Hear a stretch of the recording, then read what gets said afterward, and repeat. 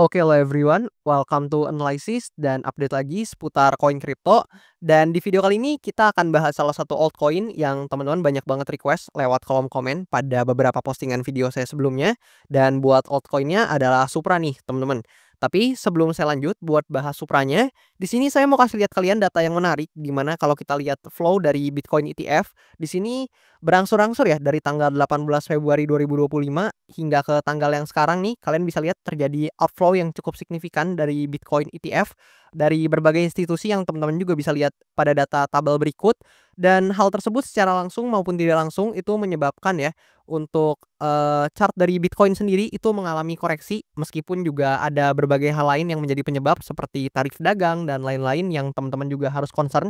Dan per video ini saya record Bitcoin-nya juga tertekan ya atau mengalami selling pressure yang cukup signifikan, yaitu di angka 79 ribuan USD per koinnya. Dan ini juga diikuti oleh chart others yang juga mengalami penurunan yang juga cukup signifikan, yang mana dari topnya di sini kita tarik ke bawah itu koreksinya udah 40% lebih, teman-teman. Bahkan kalau kita coba tarik ke bawah banget ya, di sini kita coba lebih presisi mungkin ini di angka 50-an persen, sekian-sekian, teman-teman, untuk koreksi dari others sendiri. Dan di sini ya, kalau kita coba lihat dari Supra, di sini of course Supra ini juga menerima impact-nya atau menerima dampaknya dari selling pressure pada market crypto, di mana kalian bisa lihat Supra Oracle ini sebelumnya memang sempat naik signifikan, yang mana kalau kita ukur dari bawah sini teman-teman ke atas, ini ribuan persen kenaikannya Supra Oracle. Tapi seperti yang kalian bisa lihat, kalau kita ukur aja dari sini teman-teman ke bawah sekarang, ini lebih kurang koreksinya 80% lebih, teman-teman. Udah cukup signifikan untuk koreksi dari Supra Oracle. Dan mungkin yang teman-teman banyak tanya adalah, apakah masih bisa naik lagi? Atau apakah ini adalah kesempatan entry yang menarik, teman-teman? So, di video kali ini saya akan jawab sesuai perspektif saya, tapi tentu disclaimer dulu bahwasannya video kali ini sama sekali tidak bermaksud buat mengajak teman-teman semua menjual ataupun membeli aset tertentu, dan juga sama sekali tidak bermaksud buat mempromosikan aset tertentu. So, always do your own research karena this is not a financial advice. Nah, yang pertama teman-teman perlu lihat atau teman-teman perlu perhatikan adalah di sini ya, kalau mungkin kita coba minggir dulu ke sini, teman-teman. Supra Oracle di sini per video ini saya record ada di posisi ke-449 berdasarkan market cap atau kapitalisasi pasarnya, dan data ini tentu teman-teman bisa langsung ambil dari coinmarketcap.com atau bisa lihat langsung di CMC coinmarketcap.com.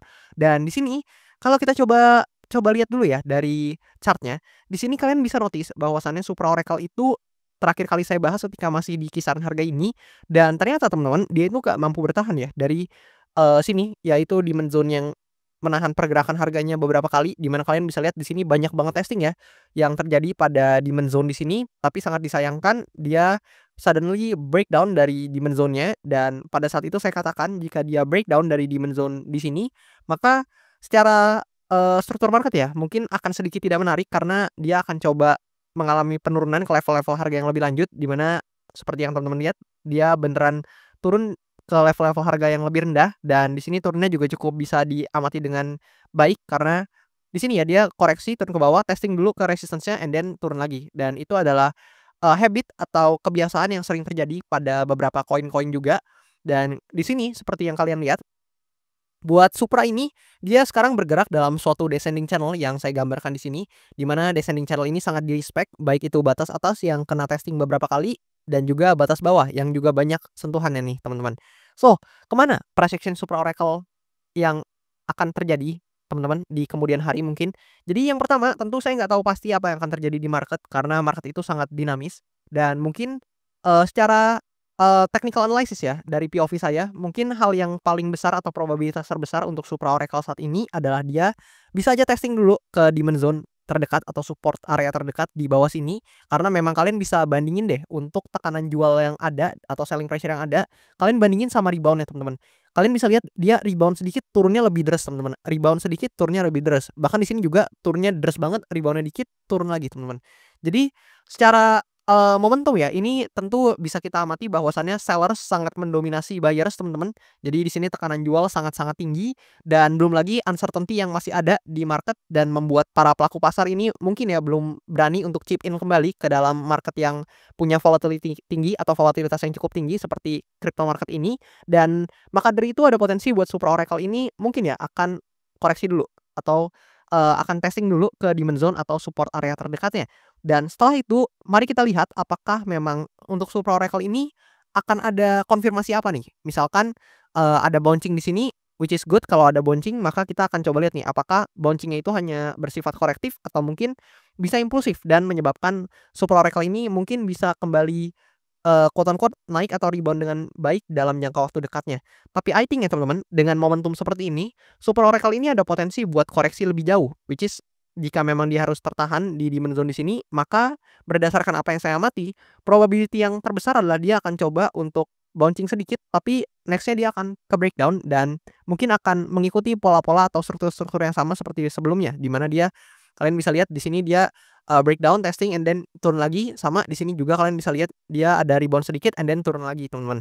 Jadi lebih kurang kayak gitu, based on POV saya dan sudut pandang saya. Tentu saya bisa salah, tapi teman-teman harus, analisa dan riset mandiri ya, karena segala transaksi yang kalian lakukan itu cuman kalian nih yang tahu apakah transaksi tersebut itu menguntungkan atau enggak buat teman-teman semuanya. Dan di sini ya, kalau misalkan Supra Oracle ini beneran breakdown dari demand zone di sini, maka area yang patut untuk kita perhatikan adalah di sini teman-teman. Nah, di kisaran ini karena ini adalah last demand zone atau secara historical ini adalah demand zone terakhir yang mungkin bisa menahan pergerakan dari Supra. Dan I think ya, sebenarnya secara quote on quote risk to reward ratio, kalau kita dapat nih quote on quote, dikasih harganya di kisaran harga ini, sebenarnya ini lumayan menarik teman-teman. Tapi tentu yang harus menjadi concern kita adalah, struktur pasarnya dari Supra yang udah kembali bearish lagi, di mana sebelumnya ini bullish banget tapi sekarang udah masuk ke fase bearish-nya. Dan tentu itu bisa menjadi consideration atau, bisa menjadi pertimbangan ya yang harus teman-teman pikirkan matang-matang. Tapi secara risk to reward ratio sebenarnya ini cukup menarik. Jadi buat teman-teman yang mungkin tertarik buat trade di Supra Oracle ini, mungkin area ini bisa teman-teman perhatikan, tapi tentu ini bukan financial advice ya. Karena memang secara risk to reward ratio di sini cukup menarik, tapi teman-teman sekali lagi saya ingatin bahwasannya portofolio itu cuman kalian yang tahu. Jadi porto kalian cuman kalian yang tahu dan saya nggak tahu nih kebutuhan-kebutuhan kalian seperti apa, manajemen portofolio kalian seperti apa, alokasinya gimana dan lain-lain saya nggak tahu. Jadi harapannya teman-teman always do your own research ya teman-teman. Karena tentu ini bukan saran finansial sama sekali. Dan di sini ada juga sedikit kemungkinan bahwasannya seperti yang tadi saya katakan, meskipun, berdasarkan POV saya, probability terbesarnya adalah dia melakukan gerakan yang let's say kayak gini, atau dia akan koreksi ke level-level harga yang lebih rendah, dan mungkin aja akan testing di demand zone di bawah sini. Tapi, tentu kita harus selalu menyisakan ruang bahwasannya mungkin aja teman-teman di sini Supra Oracle apabila memang ada tekanan beli yang cukup signifikan dari demand zone di sini, maka ada potensi ya dalam jangka waktu dekat hingga menengah mungkin aja dia bisa aja teman-teman bouncing di area sini dan bouncingnya mungkin cukup signifikan, nggak ada yang tahu teman-teman, dan mungkin aja kalau misalkan hal tersebut terjadi, dia bisa aja testing ke supply area atau resistance yang terdekat.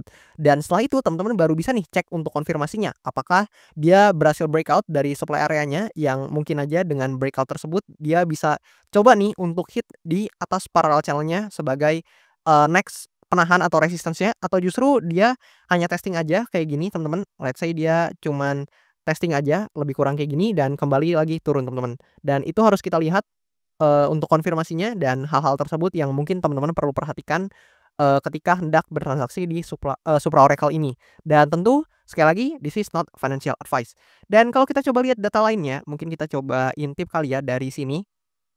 Nah, buat Super Oracle ini, kalau kalian lihat sebenarnya backers-nya cukup banyak dan cukup banyak ya, venture capital yang terkenal dan, teman-teman mungkin ketahui yang nge-back dari Supra Oracle ini atau yang berinvestasi pada Supra Oracle ini, katakanlah seperti Coinbase Venture, Heskey Capital, dan lain-lain yang teman-teman bisa coba lihat, bahkan ada Animoca Brands juga.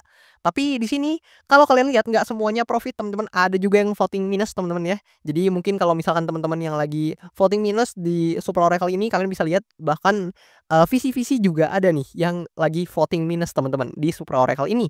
Jadi di sini kalau kita coba lihat juga dari sisi yang lain, kalau kita lihat dari analitiknya, memang buat Supra Oracle ini di Q1 ini performanya cukup buruk teman-teman ya, minus 70,3%. Ini bukan return yang bagus kalau misalkan kita berbicara suatu aset, bahkan return-nya bisa dikatakan cukup buruk ya, mengingat di Q4 sebelumnya dia perform cukup baik di angka plus 192% untuk return-nya. Tapi di Q1 ini minusnya cukup tinggi di angka minus 70,3%. So, gimana menurut pendapat kalian? Apakah Supra Oracle ini masih menarik untuk di-chip in atau mungkin teman-teman tertarik nih karena mungkin harganya udah murah dan sebagainya, mungkin teman-teman lihat, prospek ke depannya cukup baik dan sebagainya. Feel free tulis pendapat kalian di kolom komen atau justru kalian ini ngelihatnya Supra Oracle ini secara price action juga udah kurang menarik, bahkan tekanan jualnya cukup tinggi, dan kalau kita lihat dari chart others juga ini sedang melemah signifikan, dan mungkin aja altcoin-altcoin lain bisa lebih perform daripada Supra Oracle ini. Gimana pendapat kalian? Boleh banget tulis di kolom komentar di bawah, dan juga jangan lupa buat temen-temen yang mau request analisa koin, feel free banget buat komen aja di kolom komentar di bawah, dan nanti kalau banyak yang tertarik akan saya usahakan buat bahas cepatnya dan saya update secepatnya buat teman-teman semuanya karena memang marketnya juga lagi merah dan uncertainty lagi banyak. Hopefully video yang saya deliver bisa bermanfaat, paling enggak secara informasi buat teman-teman semuanya. Dan di sini juga buat teman-teman yang mau sekaligus support saya, boleh banget mampir ke bio akun TikTok saya ataupun ke link yang tertera pada description di channel YouTube saya. Karena di situ ada link traktir yang bisa teman-teman akses dan teman-teman bisa request analisa koin di sana sekaligus support saya juga. Dan juga jangan lupa nih buat teman-teman follow akun Instagram saya yang relatif baru lah ya. Di sini buat username ya, teman-teman bisa amati pada username yang tertera di sini, dan thank you banget buat teman-teman yang udah follow dan juga udah support saya sampai sejauh ini, dan sampai jumpa teman-teman di video-video pembahasan selanjutnya.